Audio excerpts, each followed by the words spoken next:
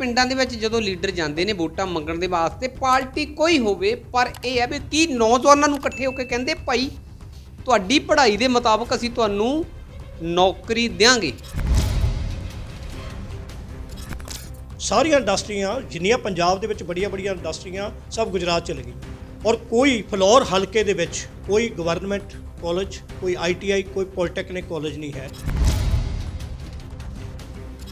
ਬੇਰੁਜ਼ਗਾਰ ਬੱਚੇ ਪੜ੍ਹ ਲਿਖ ਕੇ ਹੱਥਾਂ 'ਚ ਡਿਗਰੀਆਂ ਫੜਦੇ, ਪਹਿਲਾਂ ਤਾਂ ਤਰਲੇ ਪੰਜਾਬ ਦੀ ਸਰਕਾਰ ਮੂਹਰੇ ਕਰਦੇ ਆ, ਉਹ ਕੋਈ ਸਾਨੂੰ ਕੰਮ ਤੇ ਰੱਖ ਲਓ, ਕੋਈ ਸਾਨੂੰ ਕੰਮ ਦਵਾ ਦਿਓ, ਕੋਈ ਸਾਨੂੰ ਕੰਮ ਦਵਾ ਦਿਓ। ਕਿ ਕੋਈ ਪਬਲਿਕ ਨਹੀਂ ਮੰਗਦੀ, ਨਾ ਦਾਣੇ ਮੰਗਦੀ ਹੈ, ਨਾ ਉਸ ਮੁੱਢਲੀ ਸਿੱਖਿਆ ਤੇ ਸਿਹਤ ਸਹੂਲਤਾਂ, ਆਪਣੇ ਬੱਚਿਆਂ ਲਈ ਰੁਜ਼ਗਾਰ। ਮਤਲਬ ਬਿਲਕੁਲ ਹੀ ਸਰਕਾਰ ਦੀ ਨੀਤੀਆਂ ਦੇ ਆਸ਼ਰੇ ਹੋ ਚੁੱਕੇ ਆ ਉਹ। ਔਰ ਈਵਨ ਕਿ ਪਾਣੀ ਦੀ ਟੈਂਕੀ ਦਾ ਬਿੱਲ ਵੀ ਨਹੀਂ ਦਿੰਦੇ, 50 ਰੁਪਏ 100 ਰੁਪਏ। ਆਮ ਆਦਮੀ ਤਾਂ ਝੁੱਗੀ ਝੋਪੜੀ ਵਿੱਚ ਵੀ ਕਰ ਸਕਦਾ, ਜਿਹੜਾ ਮਿਡਲ ਕਲਾਸ ਉਹ ਮਰ ਰਿਹਾ ਜੀ। ਜਿਹੜਾ ਰੇਤਾ ਇੰਨਾ ਬਲੈਕ ਮਿਲਿਆ, ਉਹਦੇ ਪਿੱਛੇ ਕੀ ਲੱਗਦਾ ਵੀ ਉਹ ਕਿਹਨਾਂ ਦੀ ਸ਼ੈ ਸੀ, ਕਿਉਂ ਇਦਾਂ, ਜਾਂ ਕਿੱਥੇ ਪੈਸਾ ਜਾਂਦਾ ਸੀ? ਦੇਖੋ ਜੀ, ਅੰਧੇਰ ਨਗਰੀ ਚੌਪਟ ਰਾਜਾ, ਤੂੰ ਵੀ ਖਾ ਜਾ ਮੈਂ ਵੀ ਖਾ ਜਾ। ਬਦਲਾਅ ਬਹੁਤ ਜ਼ਰੂਰੀ ਆ ਗਿਆ। ਅਸੀਂ ਉਸੇ ਹੀ ਚੱਕਰਾਂ 'ਚ ਦਾਣੇ, ਆਟੇ, ਦਾਲ, ਸਬਜ਼ੀ ਦੇ ਚੱਕਰ 'ਚ ਫਸੇ ਹੋ। ਫਸਿਓ ਕਿ ਫਸਾਇਆ ਆ? ਉਹਨਾਂ ਨੇ ਫਸਾਇਆ, ਅਸੀਂ ਫਸੇ ਹੋ। ਅਸੀਂ ਹੁਣ ਨਿਕਲਣਾ ਹੀ ਨਹੀਂ ਚਾਹੁੰਦੇ ਉਹਦੇ ਵਿੱਚ। ਦੇਖੋ, ਅਗਰ ਤੁਸੀਂ 4 ਸਾਲ 5 ਸਾਲ ਵਧੀਆ ਕੰਮ ਕੀਤਾ ਹੋਵੇ ਤਾਂ ਡਰਨ ਦੀ ਜ਼ਰੂਰਤ ਨਹੀਂ। ਤੁਸੀਂ ਰੋਬ ਨਾਲ, ਤੁਹਾਨੂੰ ਵੋਟ ਲੈਣ ਦੀ ਵੀ ਜ਼ਰੂਰਤ ਨਹੀਂ। ਸਾਨੂੰ ਕੋਈ ਜਗਾ ਜਾਵੇ, ਅਸੀਂ ਉੱਠ ਖੜਾਂਗੇ, ਨਹੀਂ ਤਾਂ ਅਸੀਂ ਸੌ ਜਾਵਾਂਗੇ। ਕੋਈ ਨਾ ਕੋਈ ਬੰਦਾ ਹਰ ਪਾਰਟੀ ਨਾਲ ਜੁੜਿਆ ਹੈ, ਮੈਂ ਕਿਸੇ ਦਾ ਐਂਟੀ ਨਹੀਂ ਹੈ, ਪਰ ਮੈਂ ਉਹਨਾਂ ਨੂੰ ਇਹ ਕਹਿਣਾ ਚਾਹੁੰਦਾ, ਯਾਰ ਤੁਸੀਂ ਆਪਣੇ ਨੇਤਾ ਤੋਂ ਇਹ ਤਾਂ ਪੁੱਛੋ ਤੂੰ ਸਾਡੇ ਕੀਤਾ ਕੀ ਸਾਡੇ ਏਰੀਏ ਲਈ। BSc ਕਰਕੇ, MSc ਕਰਕੇ, ਕੰਪਿਊਟਰ ਸਾਇੰਸ ਕਰਕੇ ਅਗਰ ਇੱਕ ਪ੍ਰਾਈਵੇਟ ਕੰਪਨੀ ਉਹਨਾਂ ਨੂੰ 10,000 ਰੁਪਇਆ ਦੇਊਗੀ ਤਾਂ ਬੱਚੇ ਦੇ ਕੀ ਉਹ ਇਹ ਸਾਰਾ ਕੁਝ ਪ੍ਰਾਈਵੇਟ ਹੀ ਕਰਨਾ, ਫਿਰ ਸਰਕਾਰ ਵੀ ਕੰਟਰੈਕਟ ਬੇਸ ਤੇ ਦੇ ਦੂ ਤੇ ਇਹ ਕੰਮ ਕਰੂਗੀ, ਠੀਕ ਹੈ, ਨਹੀਂ ਤਾਂ 2 ਸਾਲ ਬਾਅਦ ਇਹਨੂੰ ਵੀ ਚੱਲਦਾ ਕਰੂ। ਤੁਸੀਂ ਦੇਖ ਰਹੇ ਹੋ ਇਸ ਵੇਲੇ NG ਚੈਨਲ, ਤੁਹਾਡਾ ਸਾਰਿਆਂ ਦਾ ਸਵਾਗਤ ਹੈ।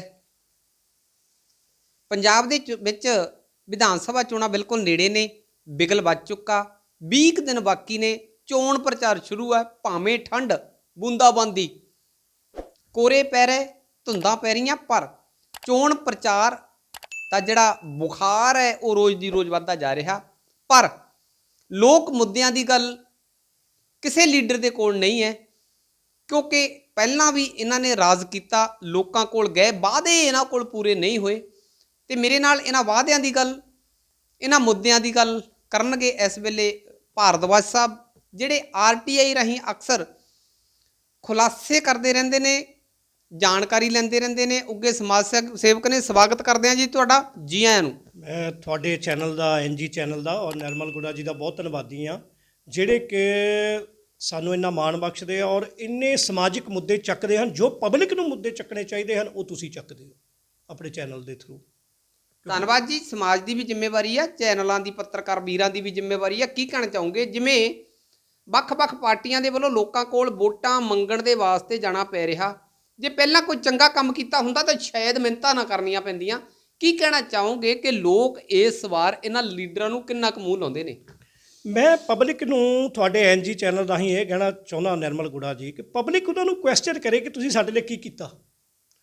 ਜਿਹੜੇ ਕਿ ਜੇ ਸਰਕਾਰ ਕਹਿੰਦੀ ਅਸੀਂ ਤੁਹਾਨੂੰ 2 ਰੁਪਏ ਕਿਲੋ ਮੁਫਤ ਰਾਸ਼ਨ ਪਾਣੀ ਦੇ ਰਹੇ, ਉਹ ਪਬਲਿਕ ਨੂੰ ਨਹੀਂ ਚਾਹੀਦੇ। ਮੈਂ ਫਲੋਰ ਹਲਕਾ ਦੇ ਏਰੀਆ ਨੂੰ ਬੇਨਤੀ ਕਰਦਾ ਕਿ ਉਸ ਪਬਲਿਕ ਤਾਂ ਮੰਗਦੀ ਨਹੀਂ 2 ਰੁਪਏ ਕਿਲੋ ਦਾਣੇ, ਕਿਉਂਕਿ ਮੈਂ ਦੇਖਿਆ ਜਿਹੜਾ 2 ਰੁਪਏ ਕਿਲੋ ਦਾਣੇ ਲੈਂਦਾ ਉਹ ਸ਼ਾਮ ਨੂੰ ਠੇਕੇ ਤੇ ਖੜਾ ਹੁੰਦਾ। ਕੀ ਕਹਿਣਾ ਚਾਹੋਗੇ, ਜੇ ਉਹ 2 ਰੁਪਏ ਕਿਲੋ ਵਾਲੀ ਕਣਕ ਨਹੀਂ ਮੰਗਦੇ ਤਾਂ ਬਿਜਲੀ ਫਰੀ ਮੰਗਦੇ ਆ? ਦੇਖੋ, ਬਿਜਲੀ ਦੀ ਵੀ ਇੱਕ ਲਿਮਿਟ ਹੋਣੀ ਚਾਹੀਦੀ ਹੈ। ਮੇਨ ਜੋ ਪਬਲਿਕ ਦੇ ਹੈਗੀ ਆ, ਐਜੂਕੇਸ਼ਨ, ਹਸਪੀਟਲ, ਮੁੱਢਲੀ ਸਿੱਖਿਆ ਤੇ ਸਿਹਤ ਦਾ ਦੂਜਾ ਮੁੱਦਾ, ਇਹ ਮੇਨ ਆ। ਅਗਰ ਤੁਹਾਡੇ ਕੋਲ ਇਹੀ ਨਹੀਂ ਹੈ ਤਾਂ ਉਹ ਕਿੱਥੇ ਉਹਨਾਂ ਦੀ ਸਿਹਤ ਜਾਊਗੀ, ਕੀ ਉਹ ਕਾਮਯਾਬ ਹੋਊਗਾ? ਕੀ ਕਹਿਣਾ ਚਾਹੋਗੇ ਕਿ ਪਿੰਡਾਂ ਦੇ ਵਿੱਚ ਜਦੋਂ ਲੀਡਰ ਜਾਂਦੇ ਨੇ ਵੋਟਾਂ ਮੰਗਣ ਦੇ ਵਾਸਤੇ, ਪਾਰਟੀ ਕੋਈ ਹੋਵੇ, ਪਰ ਇਹ ਹੈ ਵੀ ਕੀ ਨੌਜਵਾਨਾਂ ਨੂੰ ਇਕੱਠੇ ਹੋ ਕੇ ਕਹਿੰਦੇ ਭਾਈ ਤੁਹਾਡੀ ਪੜ੍ਹਾਈ ਦੇ ਮੁਤਾਬਕ ਅਸੀਂ ਤੁਹਾਨੂੰ ਨੌਕਰੀ ਦਿਆਂਗੇ? ਨੌਕਰੀ ਤਾਂ ਦੇਖੋ, ਨੌਕਰੀ ਠੀਕ ਆ ਦਊਗੇ। ਕੋਈ ਇੰਡਸਟਰੀ ਹੈ ਇੱਥੇ? ਸਾਰੀਆਂ ਇੰਡਸਟਰੀਆਂ ਤਾਂ ਭਜਾਤੀਆਂ ਨੇ ਨੇਤਾਵਾਂ ਨੇ। ਸਾਰੀਆਂ ਇੰਡਸਟਰੀਆਂ ਜਿੰਨੀਆਂ ਪੰਜਾਬ ਦੇ ਵਿੱਚ ਬੜੀਆਂ ਬੜੀਆਂ ਇੰਡਸਟਰੀਆਂ ਸਭ ਗੁਜਰਾਤ ਚਲੇ ਗਈਆਂ। ਔਰ ਕੋਈ ਫਲੋਰ ਹਲਕੇ ਦੇ ਵਿੱਚ ਕੋਈ ਗਵਰਨਮੈਂਟ ਕਾਲਜ, ਕੋਈ ITI, ਕੋਈ ਪੋਲੀਟੈਕਨਿਕ ਕਾਲਜ ਨਹੀਂ ਹੈ। 1947 'ਚ ਦੇਸ਼ ਆਜ਼ਾਦ ਹੋਇਆ ਤਾਂ ਮਹਾਤਮਾ ਗਾਂਧੀ ਜੀ ਨੂੰ ਇੱਕ ਸਮਾਜ ਸੇਵੀ ਸੰਸਥਾ ਨੇ ਕਿਹਾ ਕਿ ਅਸੀਂ ਇੱਕ ਆਸ਼ਰਮ ਖੋਲ੍ਹਿਆ, ਤੁਸੀਂ ਇਹਦਾ ਉਦਘਾਟਨ ਕਰੋ। ਉਹਨਾਂ ਨੇ ਇਹ ਨਹੀਂ ਕਿਹਾ ਵੀ ਅਨਾਥ ਆਸ਼ਰਮ ਖੋਲ੍ਹਿਆ। ਜਦੋਂ ਮਹਾਤਮਾ ਗਾਂਧੀ ਉਹਦਾ ਉਦਘਾਟਨ ਕਰਨ ਗਏ ਤੇ ਉਸੇ ਅਨਾਥ ਆਸ਼ਰਮ ਮਹਾਤਮਾ ਗਾਂਧੀ ਜੀ ਨੇ ਜਵਾਬ ਦੇ ਦਿੱਤਾ। ਉਹ ਕਹਿੰਦੇ ਯਾਰ ਮੈਂ ਉਹਦਾ ਉਦਘਾਟਨ ਕਰਾਇਆ ਤਾਂ ਮੈਂ ਬੱਚਿਆਂ ਨੂੰ ਅੱਜੇ ਮਾਂ-ਬਾਪ ਤੋਂ ਅਲੱਗ ਕਰਨ ਦਾ ਮੈਂ ਕਰ ਰਿਹਾ, ਮੈਂ ਇਹ ਕੰਮ ਨਹੀਂ ਕਰਨਾ। ਤੇ ਸਾਡੇ ਜਿਹੜੇ ਲੀਡਰ ਵਾ, ਤੇ ਤੁਸੀਂ ਅੱਜ ਮੋਦੀ ਸਾਹਿਬ ਦੀ ਗੱਲ ਕੀਤੀ ਵੀ ਪ੍ਰਾਈਮ ਮਿਨਿਸਟਰ ਆਏ, ਇਹਨਾਂ ਨੂੰ ਥੋੜ੍ਹਾ ਸੋਚਣਾ ਚਾਹੀਦਾ। ਤੁਸੀਂ ਸਰਕਾਰੀ ਕਾਲਜ ਬਣਾਓ, ਕਿਉਂ ਨਹੀਂ ਬਣਾਉਂਦੇ? ਇਹਦਾ ਮਤਲਬ ਤੁਹਾਨੂੰ ਤਨਖਾਹਾਂ ਦੇਣੀਆਂ ਪੈਣੀਆਂ, ਤੁਸੀਂ ਪ੍ਰਾਈਵੇਟ ਕਰ ਰਹੇ ਹੋ ਸਾਰਾ ਕੁਝ। ਤੁਸੀਂ ਸਰਕਾਰੀ ਕਾਲਜ ਬਣਾਓ। ਮੇਰੇ ਫਲੋਰ ਹਲਕੇ 'ਚ ਲੋਕ ਸਭਾ ਦੀ ਸੀਟ ਹੁੰਦੀ ਸੀ ਜੀ, ਫਲੋਰ। ਇੱਥੋਂ ਫਲੋਰ ਦੇ ਵਾਸੀਆਂ ਨੇ, ਫਲੋਰ ਹਲਕਾ ਦੇ ਵਾਸੀਆਂ ਨੇ, ਮੇਰਾ ਪਿੰਡ ਮੋਰੋਂ ਆ, ਬਹੁਤ ਲੋਕ MP ਤੱਕ ਬਣਾਏ, ਪਰ ਕਿਸੇ ਨੇ ਵੀ ਇੱਥੇ ਫਲੋਰ ਦੇ ਵਿੱਚ ਗਵਰਨਮੈਂਟ ਕਾਲਜ, ਗਵਰਨਮੈਂਟ ਕੋਈ ਵੱਡਾ ਹਸਪੀਟਲ, ਈਵਨ ਕਿ ਸਾਡੇ ਅੱਪਰੇ 'ਚ ਥਾਣਾ ਹੈ ਨਹੀਂ, ਚੌਂਕੀ ਆ, ਉਹ ਸਟਾਫ ਵਿਚਾਰਾ 4-5 ਬੰਦੇ ਆ, ਉਹਨਾਂ ਨੂੰ ਦਿਨ ਰਾਤ ਕਦੀ ਉੱਧਰ ਜਾਂਦੇ ਕਦੀ ਉੱਧਰ ਜਾਂਦੇ, ਸਟਾਫ ਹੀ ਹੈ ਨਹੀਂ। ਕੀ ਕਹਿਣਾ ਚਾਹੋਗੇ ਭਾਰਦਵਾਜ ਸਾਹਿਬ ਕਿ ਇੱਥੋਂ ਬੇਰੁਜ਼ਗਾਰ ਬੱਚੇ ਪੜ੍ਹ ਲਿਖ ਕੇ ਹੱਥਾਂ 'ਚ ਡਿਗਰੀਆਂ ਫੜਦੇ, ਪਹਿਲਾਂ ਤਾਂ ਤਰਲੇ ਪੰਜਾਬ ਦੀ ਸਰਕਾਰ ਮੂਹਰੇ ਕਰਦੇ ਆ, ਉਹ ਕੋਈ ਸਾਨੂੰ ਕੰਮ ਤੇ ਰੱਖ ਲਓ, ਕੋਈ ਸਾਨੂੰ ਕੰਮ ਦਵਾ ਦਿਓ, ਕੋਈ ਸਾਨੂੰ ਕੰਮ ਦਵਾ ਦਿਓ। ਜਦੋਂ ਨਹੀਂ ਮਿਲਦਾ ਅੱਕ ਕੇ ਮਾਪੇ ਦੇਖਦੇ ਆ ਵੀ ਸਾਡੇ ਪੁੱਤ ਕਮਾ ਕੇ ਲਿਆਊਗਾ, ਸਾਡੇ ਮੂੰਹ ਦੇ ਵਿੱਚ ਰੋਟੀ ਪਾਊਗਾ, ਤੇ ਬੱਚੇ ਵੀ ਦੇਖਦੇ ਆ ਕਿ ਸਾਡੇ ਬਜ਼ੁਰਗ ਸਿਆਣੇ ਹੋ ਗਏ, ਸਾਡੀ ਜ਼ਿੰਮੇਵਾਰੀ ਬਣਦੀ ਆ। ਅੱਕ ਕੇ ਵਿਦੇਸ਼ਾਂ ਨੂੰ ਜਾ ਰਹੇ। ਕੀ ਕਹਿਣਾ ਚਾਹੋਗੇ? ਤੇ ਦੇਸ਼ ਦੇ MLA ਤੇ MP ਜਿਹੜੇ ਆ ਉਹ ਮਾਪਿਆਂ ਨੂੰ ਵਧਾਈ ਦਿੰਦੇ ਆ ਕਿ ਤੁਹਾਡੇ ਮੁੰਡੇ ਦਾ ਵੀ ਇੰਗਲੈਂਡ ਦਾ ਵੀਜ਼ਾ ਲੱਗ ਗਿਆ। ਉੱਥੇ ਸ਼ਰਮ ਜਿਹੀ ਨਹੀਂ ਮਹਿਸੂਸ ਕਰਦੇ ਵੀ ਸਾਡੀ ਨਲਾਇਕੀ ਦੇ ਕਰਕੇ ਸਾਡੀ ਨੌਜਵਾਨ ਪੀੜ੍ਹੀ ਜਿਹੜੀ ਆ ਵਿਦੇਸ਼ ਨੂੰ ਜਾ ਰਹੀ ਆ।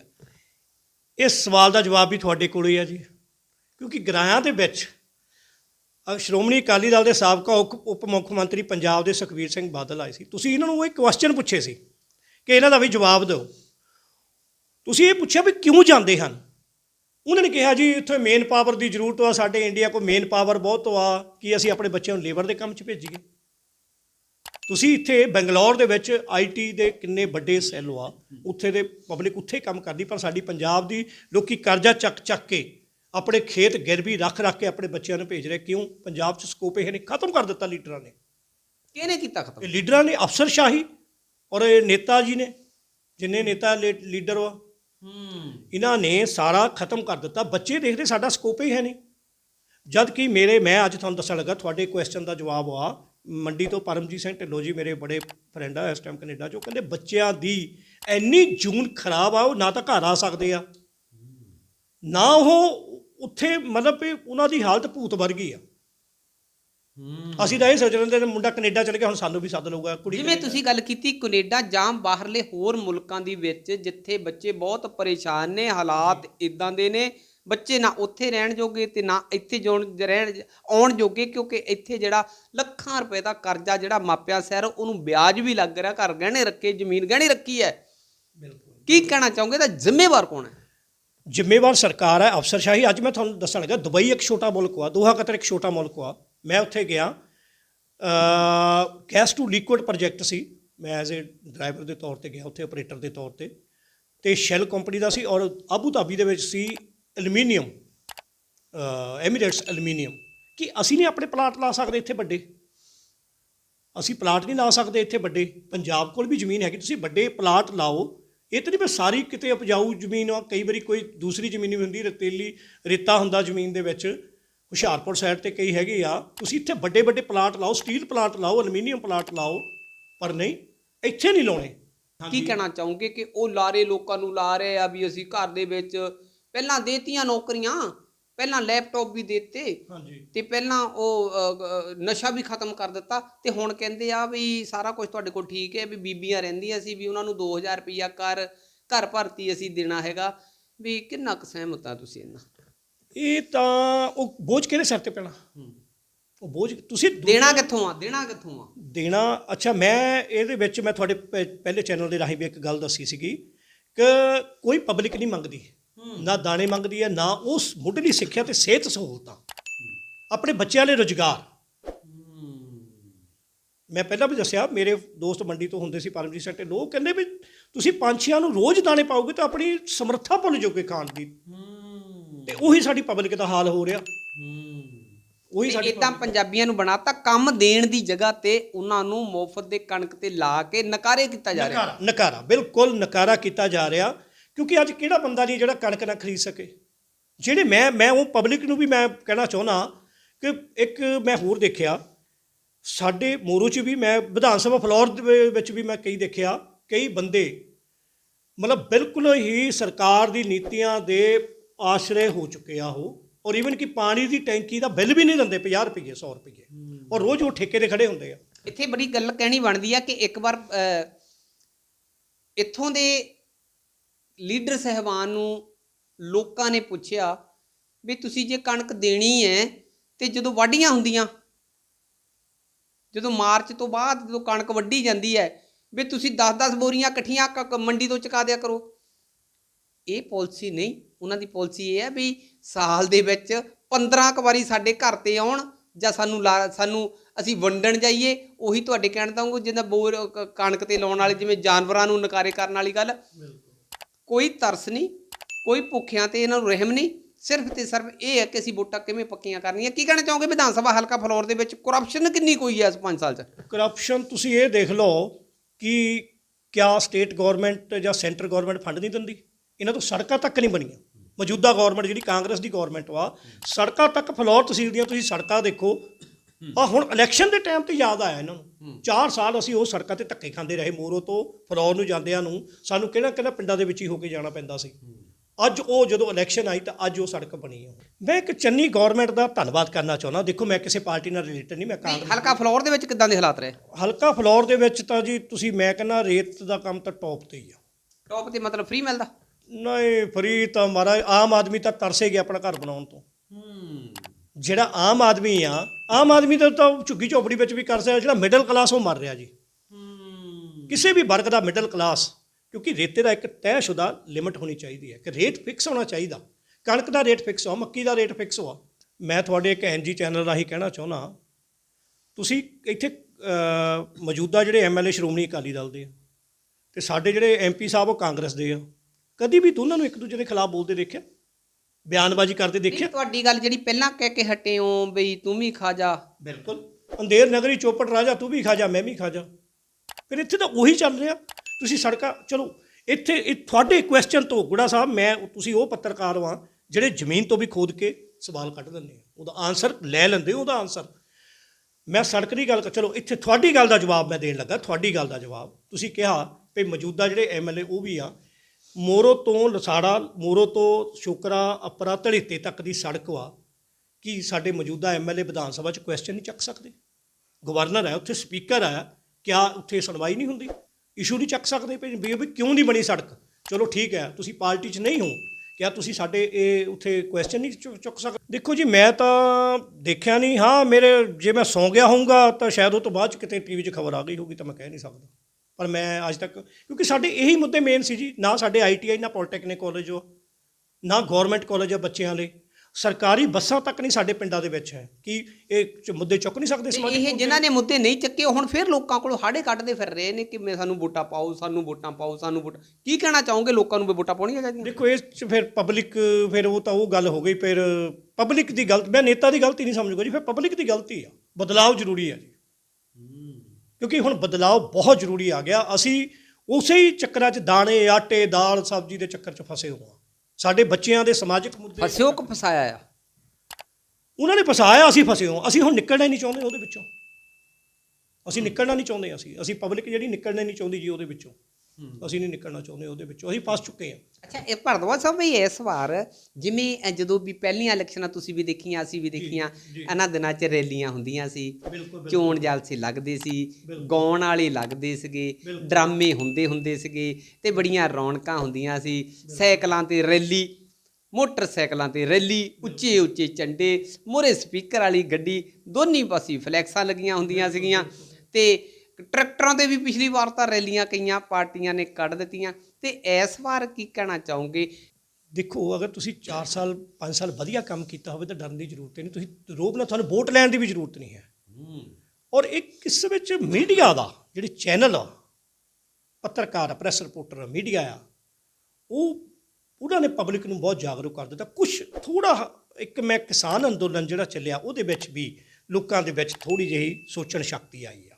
ਮੈਂ ਦੇਖੋ ਕਿਸਾਨ ਅੰਦੋਲਨ ਦਾ ਮੈਂ ਇੱਕ ਪਾਸੇ ਧੰਨਵਾਦ ਕਰਦਾ ਕਿ ਉਹਨਾਂ ਨੇ ਲੋਕਾਂ ਨੂੰ ਜ਼ੀਰੋ ਤੋਂ ਹੀਰੋ ਬਣਾ ਦਿੱਤਾ। ਬਹੁਤ ਵੱਡੇ ਪੱਧਰ ਤੇ ਪ੍ਰਚਾਰ ਹੋਇਆ ਦਿੱਲੀ ਅੰਦੋਲਨ ਦੇ ਵਿੱਚ, ਜਿਹੜਾ ਲਾਈਵ ਚੱਲਦਾ ਸੀ, ਲੋਕਾਂ ਨੇ ਸੁਣਿਆ, ਉਹਦੇ ਨਾਲ ਲੋਕਾਂ 'ਚ ਜਾਗਰੂਕਤਾ ਆਈ ਆ। ਤੁਹਾਡੇ ਚੈਨਲ ਤੁਸੀਂ ਆਪ ਗਏ, ਖੁਦ ਤੁਸੀਂ ਆਪ ਗਏ, ਪਰ ਇਹਦੇ ਵਿੱਚ ਕਿਸਾਨ ਯੂਨੀਅਨ ਦਾ ਵੀ, ਜਿਹੜਾ ਕਿਸਾਨ ਅੰਦੋਲਨ ਦਾ ਵੀ ਆ, ਉਹਦਾ ਇੱਕ ਬਹੁਤ ਵੱਡਾ ਸਹਿਯੋਗ ਹੈ ਲੋਕਾਂ ਨੂੰ ਜਾਗਰੂਕ ਕਰਨ ਦਾ, ਲੋਕਾਂ ਨੂੰ ਜਿਹੜੇ ਸਮਾਜਿਕ ਮੁੱਦੇ ਚੱਕਣ ਦਾ। ਤੇ ਪਰ ਨਿਰਮਲ ਗੁੜਾ ਜੀ, ਪਰ ਅਸੀਂ ਇਹ ਆ ਵੀ ਸਾਨੂੰ ਕੋਈ ਜਗਾ ਜਾਵੇ ਅਸੀਂ ਉੱਠ ਖੜਾਂਗੇ, ਨਹੀਂ ਤਾਂ ਅਸੀਂ ਸੌ ਜਾਵਾਂਗੇ। ਹਾਲੇ ਵੀ ਸਾਡੀ ਉਹੀ ਸਿਚੁਏਸ਼ਨ ਹੈ। ਕੀ ਕਹਿਣਾ ਚਾਹੋਗੇ ਇਸ ਵਾਰ ਵੀ ਲੀਡਰਾਂ ਦਾ ਬੜਾ ਵੋਟਾਂ ਲੈਣ ਦੇ ਵਾਸਤੇ ਲੋਕਾਂ ਕੋਲ ਪਹੁੰਚ ਕਰਨਾ, ਲੋਕਾਂ ਦੇ ਮੱਥੇ ਲੱਗਣ ਲਈ ਔਖਾ ਹੋਇਆ। ਜੇ ਕਿਤੇ ਲੋਕ ਇਦਾਂ ਹੀ ਜਾਗਰੂਕ ਹੁੰਦੇ ਗਏ ਤੇ 2027 ਦੇ ਵਿੱਚ ਤਾਂ ਹੋਰ ਵੀ ਇਹਨਾਂ ਨੂੰ ਔਖਾ ਹੋ ਜਾਣਾ। ਹੁਣ ਪਬਲਿਕ ਥੋੜ੍ਹੀ ਜਾਗਰੂਕ ਹੋ ਚੁੱਕੀ ਜੀ, ਪਹਿਲਾਂ ਵਾਂਗੂ ਨਹੀਂ ਹੈ ਹੁਣ, ਕਿਉਂਕਿ ਮੀਡੀਆ ਨੇ ਜਾਗਰੂਕ ਕਰ ਦਿੱਤੀ। ਮੈਂ ਖੁਦ ਸੋਸ਼ਲ ਮੀਡੀਆ ਦਾ ਮਾਹਰ ਹਾਂ, ਔਰ ਮੈਂ ਚਲੋ ਮਾਹਰ ਨਹੀਂ, ਅਸੀਂ ਆਪਣੇ ਆਪ ਨੂੰ ਉਨਾ ਨਹੀਂ ਸਮਝਦੇ, ਦੇਖਦੇ ਆ ਸੋਸ਼ਲ ਮੀਡੀਆ 'ਤੇ। ਪਰ ਮੈਂ ਕੋਈ ਨਾ ਕੋਈ ਬੰਦਾ ਹਰ ਪਾਰਟੀ ਨਾਲ ਜੁੜਿਆ ਹੈ, ਮੈਂ ਕਿਸੇ ਦਾ ਐਂਟੀ ਨਹੀਂ ਹੈ। ਪਰ ਮੈਂ ਉਹਨਾਂ ਨੂੰ ਇਹ ਕਹਿਣਾ ਚਾਹੁੰਦਾ, ਯਾਰ ਤੁਸੀਂ ਆਪਣੇ ਨੇਤਾ ਤੋਂ ਇਹ ਤਾਂ ਪੁੱਛੋ ਤੂੰ ਸਾਡੇ ਕੀਤਾ ਕੀ ਸਾਡੇ ਏਰੀਏ ਲਈ। ਕਮ ਸੇ ਕਮ ਇੱਕ ਕੁਐਸਚਨ ਤਾਂ ਪੁੱਛਣਾ ਸ਼ੁਰੂ ਕਰੋ। ਅਸੀਂ ਬਸ ਜਕਾਰਾ ਛੱਡ ਦਿੰਦੇ ਆ, ਚਲੋ ਜੀ ਬਸ ਠੀਕ ਵਾ, ਬਸ ਜੀ ਨੇਤਾ ਜੀ ਬਸ ਠੀਕ ਵਾ। ਯਾਰ ਤੁਸੀਂ ਆਪਣੇ ਸਮਾਜਿਕ ਮੁੱਦੇ, ਮੈਂ ਕਿਸੇ ਪਾਰਟੀ ਨਾਲ ਪਹਿਲਾਂ ਜੁੜਿਆ ਸੀ, ਪਰ ਜਦ ਮੇਰੇ ਏਰੀਏ ਦਾ ਕੰਮ ਹੀ ਨਹੀਂ ਹੋਇਆ ਤਾਂ ਲਾਹਨਤ, ਮੈਂ ਕਹਿੰਦਾ ਆਉਣ ਵਾਲੀ ਪੀੜ੍ਹੀ ਮੈਨੂੰ ਲਾਹਨਤਾਂ ਪਾਊਗੀ। ਚਲੋ ਮੇਰੇ ਅੱਗੇ ਪਿੱਛੇ ਕੋਈ ਨਹੀਂ ਹੈ, ਪਰ ਬਾਕੀ ਤਾਂ ਬੱਚੇ ਹੀ ਆ, ਉਹ ਲਾਹਨਤਾਂ ਨਾ ਪਾਓਗੇ। ਇੱਕ ਸੜਕ ਤੱਕ ਨਹੀਂ ਤੁਸੀਂ ਆਪਣੀ ਬਣਾ ਸਕੇ। ਮੈਂ ਜੋ ਵੀ, ਚਾਹੇ ਕਾਂਗਰਸ, ਅਕਾਲੀ ਦਲ, ਆਮ ਪਾਰਟੀ, ਬੀਜੇਪੀ, ਚਾਹੇ ਬੀਐਸਪੀ, ਕਿਸੇ ਨਾਲ ਵੀ ਜੁੜਿਆ ਉਹ ਬੰਦਾ, ਮੈਂ ਉਹਨੂੰ ਇਹ ਪੁੱਛਣਾ ਚਾਹੁੰਦਾ ਵੀ ਆਪਣੇ ਨੇਤਾ ਨੂੰ ਇਹ ਤਾਂ ਪੁੱਛੋ ਵੀ ਤੁਸੀਂ ਸਾਡੇ ਲਈ ਕੁਐਸਚਨ ਕੀਤੇ। ਅੱਜ ਆਮ ਪਾਰਟੀ ਆ, ਉਹ ਮੰਗਦੀ ਫਿਰਦੀ ਵੋਟਾਂ। ਕਿ ਆਮ ਪਾਰਟੀ ਦੇ ਵਿਧਾਇਕ, ਚਾਹੇ ਇੱਥੋਂ ਸਾਡੇ ਫਲੋਰ ਕੌਂਸਟੀਟਿਊਟ ਜੋ ਨਹੀਂ ਹੈ ਵਿਧਾਨ ਸਭਾ ਹਲਕੇ ਤੋਂ, ਕਿ ਉਹ ਸਾਡੀ ਡਿਮਾਂਡ ਰੱਖ ਨਹੀਂ ਸਕਦੇ? ਉਹ ਵੀ ਲੈ ਵੀ ਇਸ ਏਰੀਆ ਦਾ ਤਾਂ ਕੰਮ ਹੀ ਨਹੀਂ ਹੋਇਆ। ਔਰ ਜਦੋਂ ਇੱਥੇ ਹਲਕਾ ਲੁੱਟ ਹੋ ਰਿਹਾ ਸੀਗਾ, ਹਾਂਜੀ, ਆਵਾਜ਼ ਉਹਨੇ ਵੀ ਨਹੀਂ ਚੱਕੀ, ਜਾਗਦੇ ਰਹੋ ਉਹਨਾਂ ਨੇ ਵੀ ਨਹੀਂ ਕਿਹਾ, ਹੋਕਾ ਉਹਨਾਂ ਨੇ ਵੀ ਨਹੀਂ ਦਿੱਤਾ, ਗੁਨਾਹਗਾਰ ਉਹ ਵੀ ਬਰਾਬਰ ਦੇ ਆ। ਬਿਲਕੁਲ ਬਿਲਕੁਲ ਬਿਲਕੁਲ। ਮੈਂ ਆਮ ਪਾਰਟੀ, ਅੱਛਾ ਇੱਕ ਮੈਂ ਗੁੜਾ ਸਾਹਿਬ ਆਮ ਪਾਰਟੀ ਦੀ ਵੀ ਮੈਂ ਗੱਲ ਕਰਦਾ, ਸੋਸ਼ਲ ਮੀਡੀਆ 'ਤੇ ਬੜਾ ਗੰਦ ਲਿਖਦੇ ਆ। ਚਲੋ ਉਹ ਠੀਕ ਨਹੀਂ ਹੈ। ਤੇ ਆਖਰ ਤੇ ਕੀ ਕਹਿਣਾ ਚਾਹੋਗੇ ਵਿਧਾਨ ਸਭਾ ਹਲਕਾ ਫਲੋਰ ਦੇ ਲੋਕ ਇਸ ਵੇਲੇ ਸੁਣ ਰਹੇ ਤੁਹਾਨੂੰ? ਮੈਂ ਐਨਜੀ ਚੈਨਲ ਤੋਂ ਇਹੀ ਕਹਿਣਾ ਚਾਹੁੰਦਾ, ਮੈਂ ਨਿਰਮਲ ਗੁੜਾ ਜੀ, ਕਿ ਪਬਲਿਕ ਨੂੰ ਮੈਂ ਇਹੀ ਕਹਿਣਾ ਚਾਹੁੰਦਾ, ਫਲੋਰ ਵਿਧਾਨ ਸਭਾ ਹਲਕੇ ਦੀ ਪਬਲਿਕ ਨੂੰ, ਫਲੋਰ ਵਿਧਾਨ ਸਭਾ ਹਲਕੇ ਦੀ ਪਬਲਿਕ ਨੂੰ, ਕਿ ਜਾਗਰੂਕ ਹੋ ਯਾਰ, ਆਪਣੇ ਮੁੱਦੇ ਚੱਕੋ, ਆਪਣੇ ਬੱਚਿਆਂ ਦਾ ਭਵਿੱਖ ਦੇਖੋ। ਕੋਈ ਸਾਡੇ ਇੱਥੇ ਸਟੱਡੀ ਦਾ ਬੇਸ ਨਹੀਂ ਹੈ, ਕੋਈ ਹੌਸਪੀਟਲ ਨਹੀਂ ਹੈ, ਕੋਈ ਕੁਛ ਨਹੀਂ ਹੈ, ਕੋਈ ਸੜਕਾਂ ਦੀ ਮਾੜੀ ਹਾਲਤ ਆ, ਪਿੰਡਾਂ 'ਚ ਸਰਕਾਰੀ ਬੱਸਾਂ ਨਹੀਂ। ਲੋਕੀ ਅੱਜ ਵੀ, ਮੈਂ ਤੁਹਾਡੇ ਪਿੰਡ ਆ ਕੇ ਦੇਖਿਆ, ਵਿਚਾਰੇ ਆਟੋ 'ਤੇ ਆਏ ਆ, ਗੁੜੇ ਪਿੰਡ ਦੇ ਵਿੱਚ ਗਰਾਇਆਂ ਤੋਂ ਆਟੋ 'ਚ ਆਏ ਵਿਚਾਰੇ। ਕੋਈ ਸਰਕਾਰੀ ਬੱਸ ਨਹੀਂ, ਕਿਸੇ ਨੂੰ ਜ਼ਰੂਰਤ ਹੀ ਨਹੀਂ ਹੈ। ਸਿਰਫ 2 ਰੁਪਏ ਕਿਲੋ ਦਾਣੇ ਦੇਈ ਚਲੋ, ਬਸ ਉਹ 'ਚ ਪਬਲਿਕ ਨੂੰ ਖੁਸ਼ ਰੱਖੋ।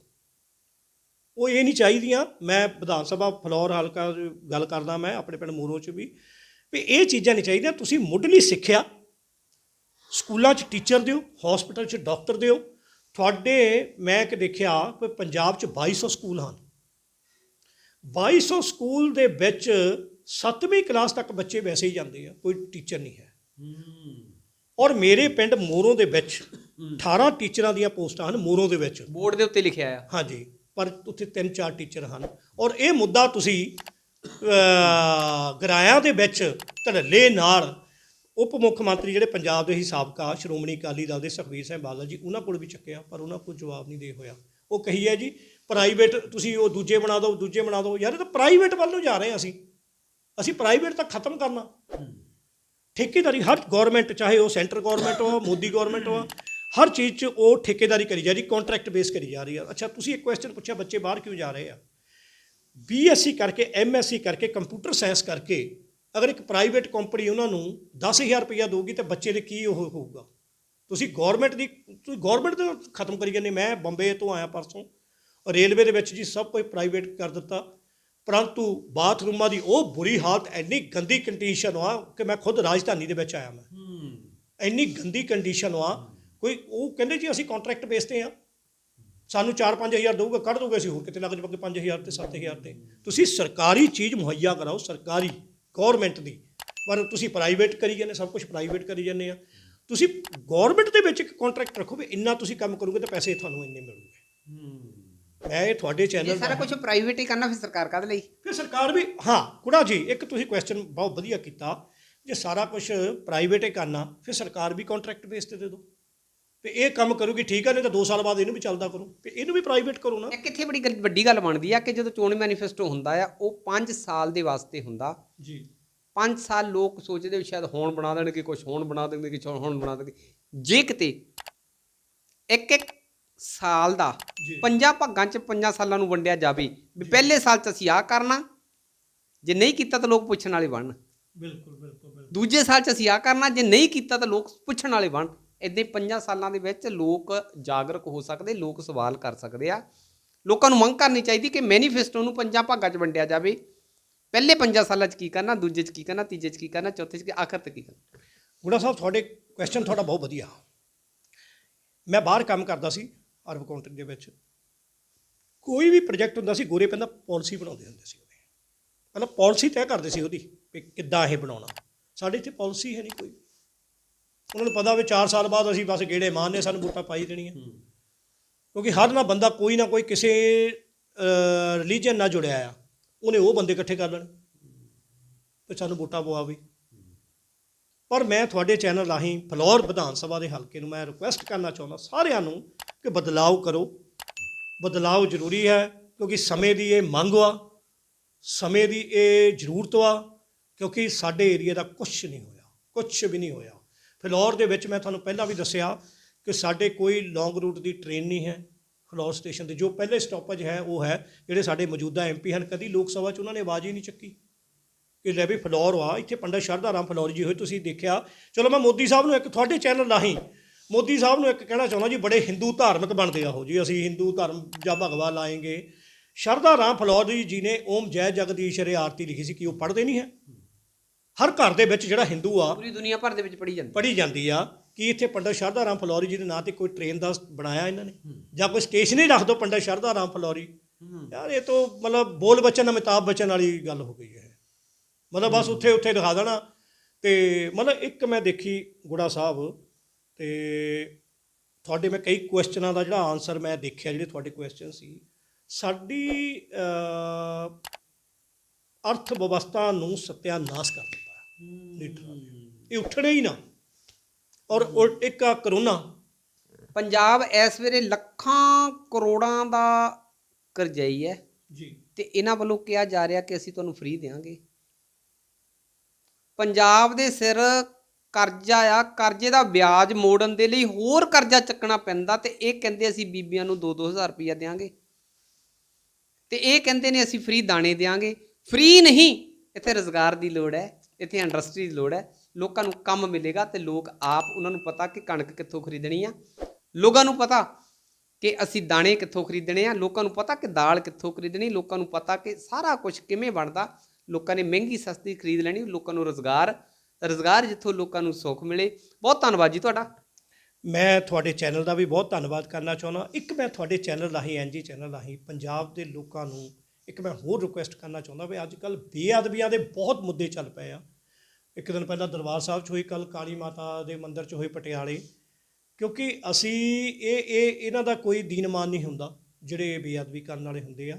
ਔਰ ਮੈਂ ਪਬਲਿਕ ਨੂੰ ਇਹ ਰਿਕੁਐਸਟ ਕਰਨਾ ਚਾਹੁੰਦਾ, ਚਾਹੇ ਹਿੰਦੂ ਆ, ਸਿੱਖ ਹੈ, ਚਾਹੇ ਕੋਈ ਵੀ ਆ, ਕ੍ਰਿਸਚੀਅਨ ਆ, ਮੁਸਲਿਮ ਆ, ਬੁੱਧਿਸਟ ਆ, ਕਿ ਆਪਾਂ ਆਪਣਾ ਭਾਈਚਾਰਾ ਨਹੀਂ ਖਰਾਬ ਕਰਨਾ। ਲਓ ਜੀ, ਕਈ ਵਾਰੀ ਇਹ ਹੁੰਦਾ ਸ਼ਰਾਰਤੀ ਅਨਸਰ ਗੁਰਦੁਆਰੇ 'ਚ ਕਿਸੇ ਹਿੰਦੂ ਨੂੰ ਭੇਜ ਸਕਦੇ ਆ, ਮੰਦਿਰ ਦੇ ਵਿੱਚ ਕਿਸੇ ਸਿੱਖ ਨੂੰ ਭੇਜ ਸਕਦੇ ਆ, ਮੰਦਬੁੱਧੀ ਨੂੰ ਭੇਜ ਸਕਦੇ ਆ।